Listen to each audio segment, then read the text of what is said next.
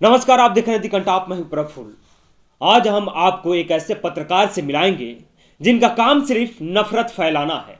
जाने माने पत्रकार हैं, देश में अपना एक स्थान रखते हैं, तेज तर्रार एंकर हैं, अपने सवालों से विपक्ष के नेताओं को कटघरे में लाकर खड़ा कर देते हैं। लेकिन आजकल उनका काम कुछ अलग है। आजकल बस उनका काम है नफरत परोसना, जनता के बीच भेदभाव पैदा करना, हिंदू और मुसलमान के एजेंडे को आगे बढ़ाना। अब आप यह भी सोचेंगे कि भला ऐसा कोई पत्रकार होता है क्या? पत्रकारों का काम तो होता है जनता को जागरूक करना, सरकारी नियम, कायदे, कानून या योजनाओं को जनता के सामने रखना, उसको बताना। लेकिन यह कौन पत्रकार है जो सिर्फ नफरत की भाषा बोलता है, सिर्फ नफरत की पाठशाला में ज्ञान देता है और लोगों के बीच जहर घोलता है, लोगों के जहन में जहर घोलता है? हाँ, ऐसा ही एक पत्रकार साहब है जो पहले जी न्यूज में काम करते थे, अब न्यूज 18 में काम करते हैं। जी न्यूज के जब एंकर थे तो वहां पे ताल ठोक के एक उनका शो आता था। उसमें नफरत की भाषा, नफरत की परिभाषा, पत्रकारिता की नई परिभाषा बता के आए। उसके बाद न्यूज 18 में आए हैं और वहां पे भी देश नहीं झुकने देंगे नाम से एक कार्यक्रम, डिबेट शो करते हैं। उसमें आप उनकी जितनी हेडलाइन देखेंगे, जितनी भी प्रोमो देखेंगे, सब में हेट स्पीचेस होंगे। चलिए अब शुरुआत करते हैं उन पोस्टरों से। पोस्टरों को जरा गौर से देखिएगा, मैं सिर्फ नाम पढ़ूंगा और चेहरे को आप खुद देखिए। नाम है अमन चोपड़ा। अमन चोपड़ा जाने माने एंकर हैं, न्यूज 18 में काम कर रहे हैं और देश नहीं झुकने देंगे के नाम से एक शो आयोजित करते हैं, संचालित करते हैं। और उस कार्यक्रम का नाम क्या होता है वो आपके सामने रख रहा हूं। गौर कीजिएगा और सोचिएगा कि पत्रकारिता कैसी हो गई है, पत्रकारों का काम क्या हो गया है। आखिर ऐसे भी पत्रकार होते हैं क्या कि समाज को बांटने की बात करते हैं? तो जी हां, ऐसे पत्रकार होते हैं। खैर, आते हैं मुद्दे पे। इनका एक शो है, देश नहीं झुकने देंगे। हिंदुओं के साथ आने का टाइम आ गया है। देश नहीं झुकने देंगे, शाम 7:57 पे। दूसरा चलते हैं, देश नहीं झुकने देंगे, अजान नींद खराब करती है। अजान नींद खराब करती है। उसके बाद आते हैं, देश नहीं झुकने देंगे, डिजिटल दंगेबाज, ईवीपीए इलाज, कोर्ट कानून सब इन्हीं के पास है। उसके बाद आगे बढ़ते हैं, सड़क पर नमाज, मजहब या मनमानी। सड़क पर नमाज, मजहब या मनमानी, देश नहीं झुकने देंगे। हिंदुत्व पर चोट, हिंदू देंगे वोट। यानी हिंदुत्व पे अगर आप चोट करेंगे तो हिंदू किसको वोट देंगे? जो हिंदू हितैषी होगा, हिंदू रक्षक होगा, उसको हिंदू वोट देंगे। ये सुनिए, हिंदुत्व से डराएंगे, हिंदू फोबिया फैलाएंगे। अब सोचिए, एक पत्रकार को हिंदुत्व का एजेंडा आगे परोसना पड़ रहा है, राजनीतिक पार्टियों का प्रवक्ता बनना पड़ रहा है। चलिए आगे बढ़ते हैं। हिंदू भगाओ, साइकिल पर आओ।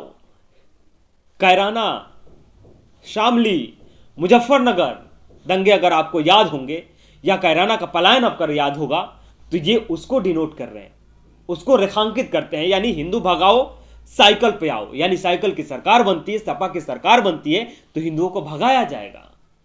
ये सीधा सीधा साफ संदेश है। उसके बाद आगे बढ़ते हैं, हिंदुओं के खिलाफ महागठबंधन। यानी हिंदुओं के खिलाफ महागठबंधन हुआ है उत्तर प्रदेश में।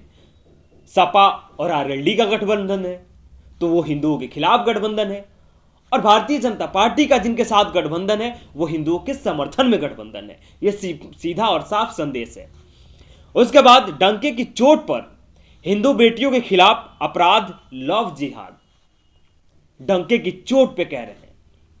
उसके बाद आते हैं आगे, डंके की चोट पर वोट डालने जाएंगे, कागज नहीं दिखाएंगे। यह हेडलाइन है, प्रोमो शूट किया जाता है। उसके बाद जी न्यूज का भी एक ले लेता हूं, पाकिस्तान के इशारे पर राष्ट्रवाद के खिलाफ जिहाद। जिहाद शब्द आया, आखिर अमन चोपड़ा के जहन में यह सब बातें क्यों आती है? आखिर जी न्यूज छोड़ने के बाद में, न्यूज 18 आने के बाद भी अमन चोपड़ा की मानसिकता क्यों नहीं बदली? अमन चोपड़ा के जहन में ये जिहादी सोच या मानसिक संकीर्णता की बीमारी आखिर क्यों मौजूद है? ये भी आपको हम बता देते हैं क्योंकि ये जहां पे काम करते थे, जिस चैनल में पहले काम करते थे, वहां भी एक इनके गुरु हैं, सुधीर चौधरी नाम है। उन्होंने जिहाद को बड़ा अच्छे तरीके से परिभाषित किया था कि कितने टाइप के जिहाद होते हैं, क्योंकि जिहाद की जो नई नई परिभाषा निकलती है वो जी न्यूज के चैनल से या जी न्यूज के पूरे मीडिया घराने से निकलती है, पत्रकारों के एंकरों के जुबान से निकलती है। तो जिहाद को उन्होंने परिभाषित किया था। कितने प्रकार के जिहाद होते हैं आपको एक बार और बता दूं। जिहाद, कट्टर जिहाद और वैचारिक जिहाद, दो तरह के ये जिहाद हैं। अब उनमें क्या क्या है? कट्टर जिहाद, जनसंख्या जिहाद, लव जिहाद, जमीन जिहाद। ये जमीन जिहाद वो है जहां पे आपने एक बार देखा था कि एक क्रिकेटर मैदान में नमाज पढ़ लिया था, तो उसको इन्होंने जमीन जिहाद नाम दे दिया। उसके बाद शिक्षा जिहाद, ड्यू का मामला है। उसके बाद पीड़िता जिहाद, उसके बाद सीधा जिहाद, ये सब कट्टर जिहाद में आते हैं। अब वैचारिक जिहाद में आपको ले चलता हूं। आर्थिक जिहाद, ऐतिहासिक जिहाद, मीडिया जिहाद, फिल्म और संगीत जिहाद, धर्मनिरपेक्षता का जिहाद। ये जिहाद है जिसको सुधीर चौधरी ने परिभाषित किया। और इसका असर कहां पड़ा? चेले पे, अमन चोपड़ा पे। अमन चोपड़ा भी वही काम कर रहे हैं जो काम बहुत साल पहले रवाड़ा में किया गया था। अब आप सोचेंगे रवाड़ा कैसे, रवाड़ा कहां से नाम याद आ गया?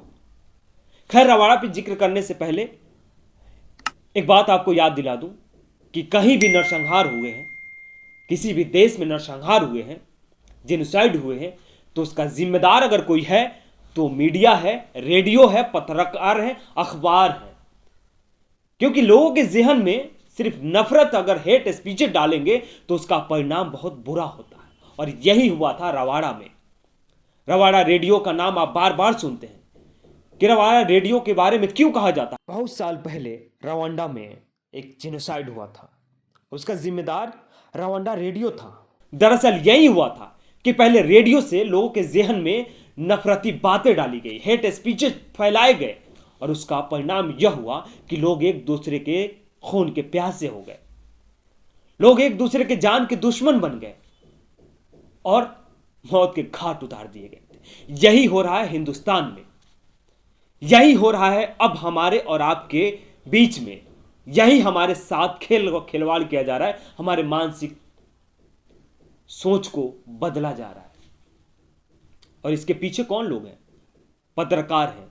पत्रकारिता की नई परिभाषा लिख दी गई है। अगर आपको पत्रकार बनना है तो सबसे पहले चाटुकार बनना पड़ेगा, सबसे पहले आपको हिंदू या मुसलमान बनना पड़ेगा, सबसे पहले आपको धर्म के नाम पर नफरत फैलाने वाली चरस पीना होगा। और इससे भी नहीं अगर काम चले तो आपको इंसानों को कैसे बांटना है, इंसानों के जहन में जहर कैसे घोलना है, आपको निपुण होना पड़ेगा, अनिवार्य है। तभी आप पत्रकार हैं। कहने को पत्रकारिता को चौथा स्तंभ कहा जाता है, लेकिन चौथा स्तंभ नहीं है, बल्कि चाटुकार तंत्र का, यानी लोकतंत्र का चौथा स्तंभ नहीं, चाटुकार तंत्र का पहला स्तंभ बन गया है। और यही काम हो रहा है। रवाड़ा रेडियो से लेकर न्यूज़ 18, जी न्यूज, तमाम मीडिया चैनल जो है वो आपके और हमारे बीच में नफरत बोल रहे हैं। और इसका परिणाम आने वाला कल बहुत भयानक होगा अगर आप और हम समझदार नहीं हुए, नहीं समझे तो। रवाड़ा, कंबोडिया या तमाम ऐसे देश जहां पे ऐसे हैं जेनोसाइड हुए हैं, नरसंहार हुए हैं, तो समझ जाइए अभी भी समय है। खैर, हमारा काम है आपके सामने चीजों को परोसना, हमने परोस दिया। सोचना समझना आपकी जिम्मेदारी है। आप कैसे आने वाले कल को डिफाइन करते हैं। बने रहिए आप हमारे साथ, जो भी होगा हम आपको जरूर बताएंगे। जितना हमारा कर्तव्य है हम उसका निर्वहन करते रहेंगे। अगर अभी तक आप हमारे चैनल को सब्सक्राइब नहीं किए तो सब्सक्राइब कीजिए। यूट्यूब पे देख रहे हैं तो बेल आइकन दबाइएगा, अगर फेसबुक पे देख रहे हैं तो फॉलो कीजिए।